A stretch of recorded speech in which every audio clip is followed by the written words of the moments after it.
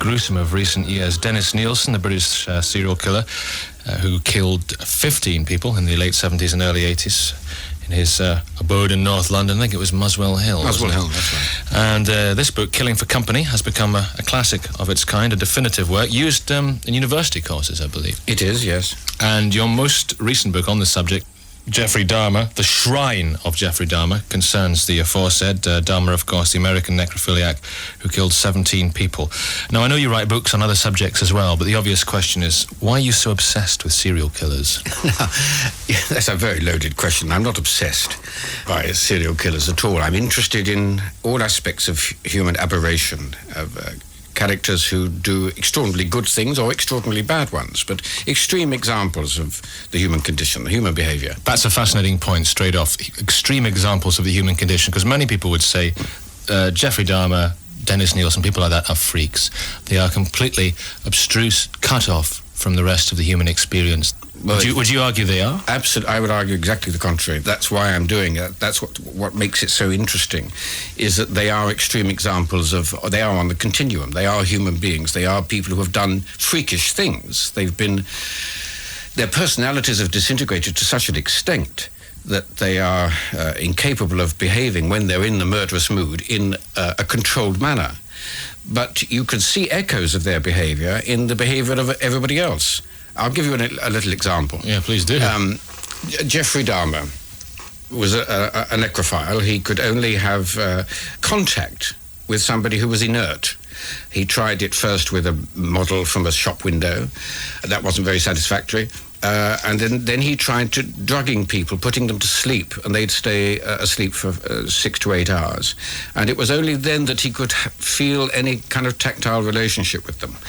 Now, there are people, perfectly normal people, who sometimes ask their wives to keep still.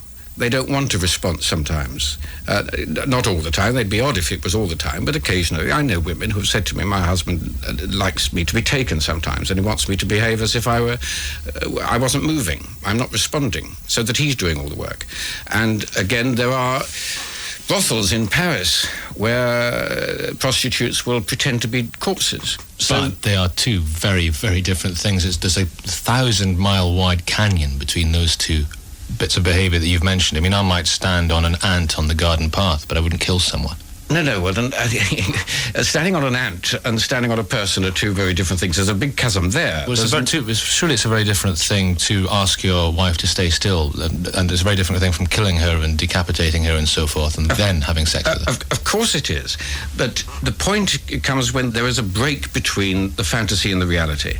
Now, fantasies are, for the most part, we all have them, and we keep them very much in control. When the man is pretending that the prostitute is a corpse, he knows he's pretending she's a corpse, and she knows he's pretending that she's a corpse, and no harm comes to anyone. But there does come a point where, if you're in a dangerous position, if your personality is dangerously febrile, you might snap over from, and it's only a small step from that reality into the fantasy. So are you capable of being a serial killer? Am I capable of being a serial killer? We both are. I hope to God we never do, but we both are. First of all, can we get away from this word serial killers, which I think is an anodyne term. Is it a sort of tabloid term, is it? But it's invented by the Americans, the FBI. It suggests that the murderer intends to commit a series of them, and he doesn't. I mean, Nilsen said to me, each one is its own last time. Yeah. I prefer to call them addictive killers. Right. It is a kind of addiction. I stand corrected. So where does that capability lie in us, then? It lies, I suppose, in the fragility of our control over the sort of people we are and how we like to see the way that we behave. And the source of all that, of course, is in very early childhood. If you're lucky enough to have had a beginning in life which was tactile and affectionate and rewarding, then we don't revert into that kind of semi-autism where all the threads which connect us with other people are snipped off. Now these people who fantasize to this degree and eventually murder have no normal contact with their fellows. They will go to work, they'll have a job, they'll catch a bus, they'll go to a restaurant, but they don't have the feeling of belonging in the world with other people because they haven't had it when they were children. Yeah, you talk about that sense of alienation in the book, which grows and expands and rots inside. It's terribly important because people say, "Oh, for heaven's sake, so he was lonely. Aren't we all lonely?" Yes, it's not loneliness. I mean, that's far too weak a word. It is total and absolute isolation. That feeling of being completely separate. There was an American psychiatrist writing in the 1940s called Frederick Wertham, who made a very challenging and alarming point, but I think a true one, that murder for such people is a way of preventing something worse from happening. And the something worse would be the disintegration of their own personality. It's a kind of self-protection. If this force, this destructive force has got to express itself in some way, then from their point of view, it's better that it should be on somebody else than on themselves. So it's a substitute for suicide in a way. If the power is that strong, then no threat of imprisonment is going to deter them. Right, let's have some music. You've spoken at length to Dennis Nilsen. We'll speak about that after this. The Doors.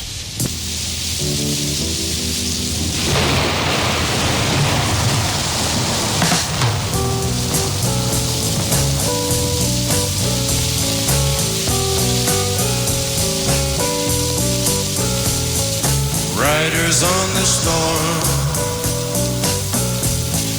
riders on the storm. Into this house we're born, into this world we're thrown. Like a dog without a bone, an actor out on loan. Riders on the storm,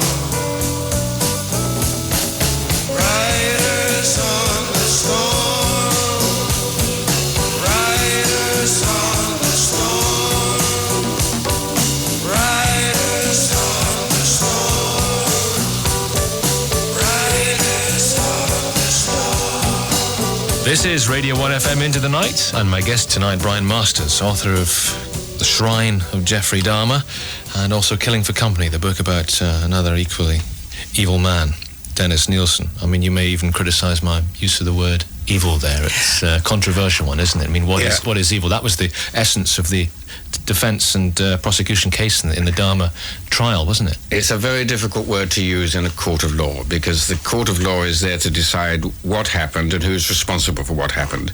It's not there to decide on abstruse metaphysical matters, which is the nature of evil, for example.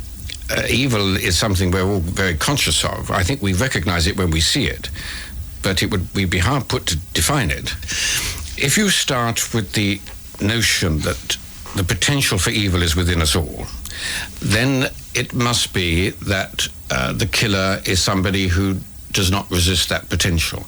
If, on the other hand, you start from the notion that evil is something which comes from outside and possesses you, then it's random, isn't it? Mm-hmm. Whether evil should get you or not. Were I a defense attorney, as they say in America, that would be my case for if I was hired by Jeffrey Dahmer. That would be my case, that he was possessed by evil and he had no control over his actions. Well, that's more or less what they tried to say, though. They didn't use the word evil. Yeah. In the American law, in the state of Wisconsin, he is not responsible for his acts if either he doesn't know what he's doing, or he does know what he's doing, but he cannot conform his conduct to the requirements of law. And the only way they can be convinced that you can't conform your conduct is if you suffer from a mental disease or defect. So then they get out the dictionary definitions of mental diseases and defects and see if any one of them will fit Dahmer's condition. They don't use the word evil, but that's virtually what they're looking for. You could, if I may go off on a tangent, you might say that a psychiatrist will say that the man's personality is disordered, which presupposes there is an order and something has disordered it, but he won't tell you what. The spiritual man will say, well, I know what disordered that personality. It was the devil. Or I know what if there's a mental imbalance, a chemical imbalance in the brain, I know what causes that imbalance. It was the devil. That's what the devil's for. That's what he does. Fascinating. Is to upset things. But you cannot persuade a jury on those terms, so you have to find a mental disease or defect. In Dahmer's case, believe it or not, necrophilia does not count as a mental disease or defect. Oh, God. I mean, the idea that the only way you can relate to a person is if he's dead, and you've got to strangle him and then defile the corpse, that is not a mental disease, and that is not a mental defect in law. In the book on Dahmer, he actually, to Dr. Judith Becker, who's one of the people who tried to exactly analyse his mental condition on the way through, you mentioned this. Dahmer did indeed quote the Bible. He quoted St. Paul's letter to Romans, book 5, in which, in that particular text, it says, "What I do is not what I want to do, but what I detest. It is no longer I who perform the action, but sin that lodges in me. For I know nothing good lodges in me. The good which I want to do, I fail to do. But what I do is the wrong which is against my will," and so forth. So that seems to suggest that he thought it was coming from outside. Exactly. And a lot of them do think like that. You see, one of the great paradoxes is that both Nilsen and Dahmer were model people. And I don't use the word model as a kind of term of praise. It's an observation. All I mean by that is they know the difference between right and wrong. An immoral person chooses to do wrong because he enjoys it. An amoral person doesn't know the difference. But both these people were God-fearing people. Dahmer especially, brought up on the Bible and still today believes that the Bible is the source of goodness, yes, and hates himself for having traduced what the Bible taught him. And so one goes on from there to the conclusion, or at least I think one can draw the conclusion, that these crimes do not derive from a lack of moral scruple, but from a lack of emotional control. They would like to do the right thing, and they do the wrong thing because they haven't the emotional control over their own minds. Author of The Shrine of Jeffrey Dahmer and the Killing for Company book, which is about Dennis Nilsen. The author of those, Brian Masters, is with me. Now, as I said earlier on, you've spoken to Dennis Nilsen at length, and I said we'd come to it. We will after this next record, I Am the Walrus by the Beatles, which has a relevance to the Dahmer book because it was a record he used to listen to at great volume and sing along to when he was in the army in Germany. It does conjure up a certain nightmare vision which might show some of the turmoils in his mind.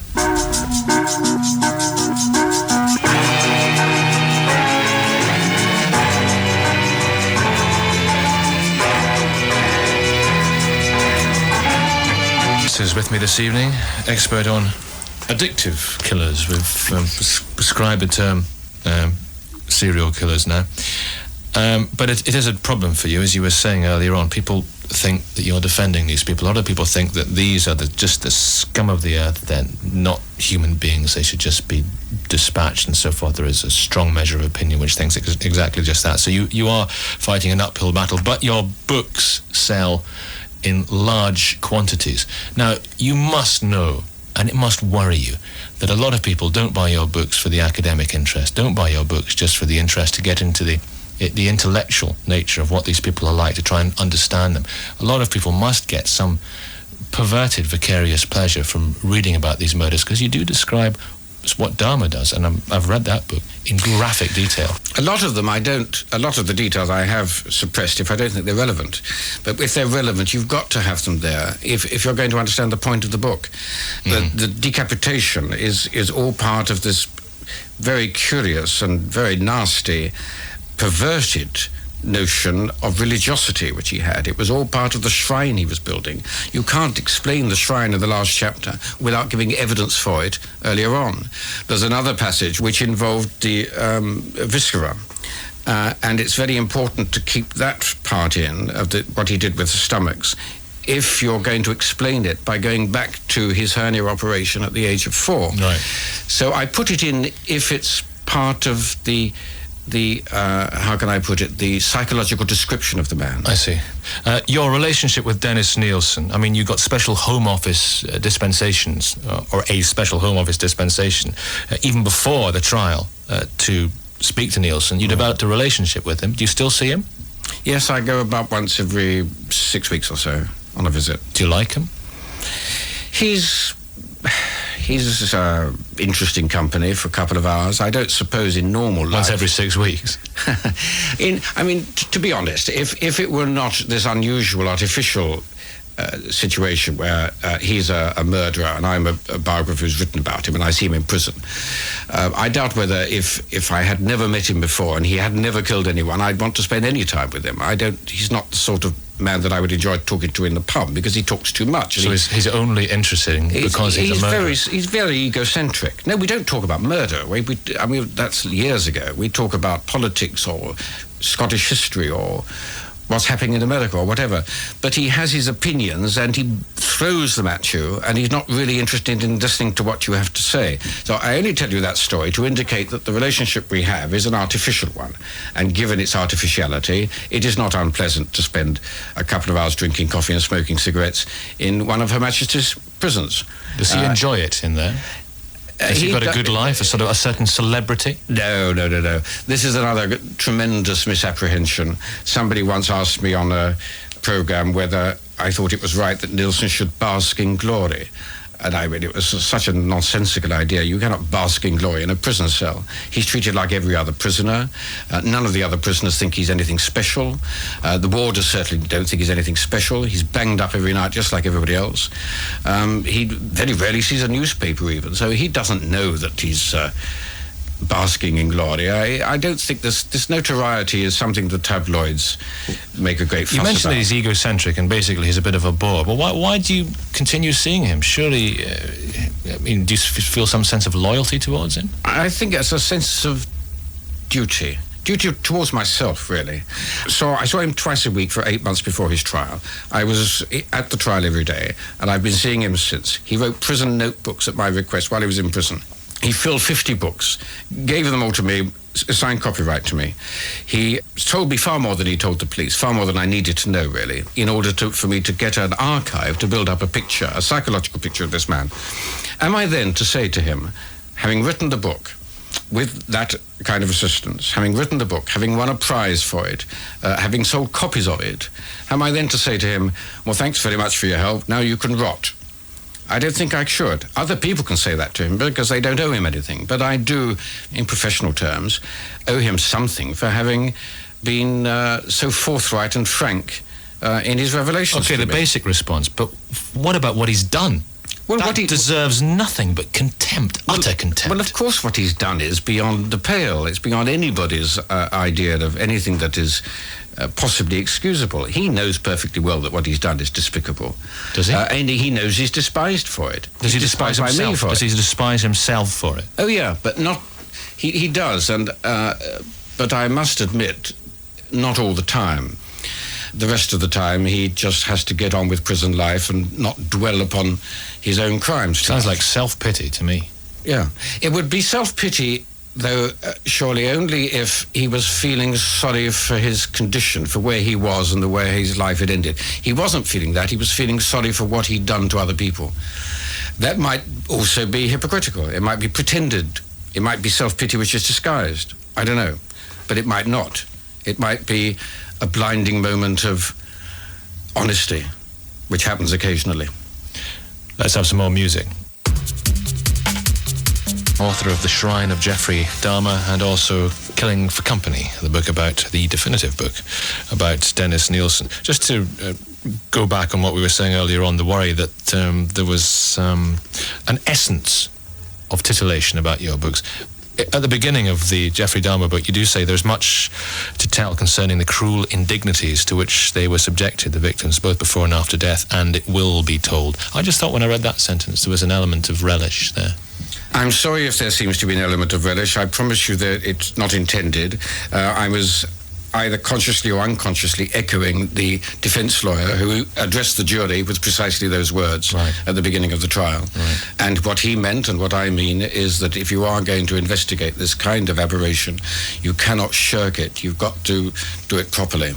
Another thing that did concern me is the lack of mention in a mournful way for the victims in any of the books. I mean, even in a dedication, would that not have been appropriate? To dedicate the book to maybe it would have been crass. Who died would have been very crass. There's plenty of mourning on my part, and I think it shows in the book. I mean, I do mention one particular occasion during the Dahmer trial. I'd actually made a point of not interfering with the victims and their families who were sitting there. It was grievous for them to have to listen to this evidence. God knows how they managed it. But the last thing that they want is somebody to go up to them and say to them, how do you feel? My subject was the psychological profile of a terrible man. It is not my job to intrude on their grief. But on one occasion, a girl called Teresa Smith, who was the sister of Eddie Smith, who died. Eddie we'd just heard in court how he'd been strangled, how he'd been dismembered, how his head had been placed in the oven. It was the most appalling evidence, and I felt quite shaken by it. And then Teresa came and sat next to me. She said, "You're English, I can tell by your accent.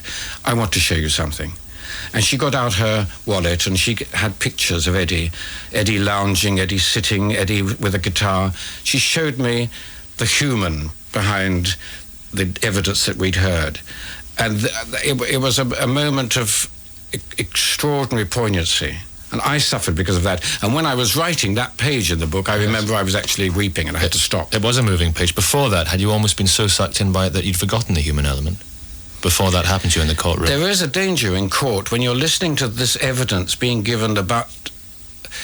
In a way, you know, the murderer objectifies his victims. They cease to be people to him, and he makes them into objects in order to be able to kill them. In a way, the court does double damage by describing these events too objectively, which is one of the reasons why I applaud something in the American system, which we don't allow too easily here, and that is at the end of the trial, the defense lawyer can get up and make an emotional appeal to the jury. He can say to the jury, now you've heard all the facts, you have to judge those with your intellect. Mm-hmm. There is another way to truth, and that is through the emotions. And he then gets the audience to feel instead of just thinking, and that's terribly important. That's what the jury did when he addressed them, and that's what I did when Teresa Smith came and sat next to me. Well, Brian Masters, thanks for coming in, and good luck with the paperback edition of The Shrine of Jeffrey Dahmer, which comes out in November, and continuing commercial success with Killing for Company, which, as I say, is a very highly thought of book, has won lots of awards. Brian Masters, thank you. Thank you.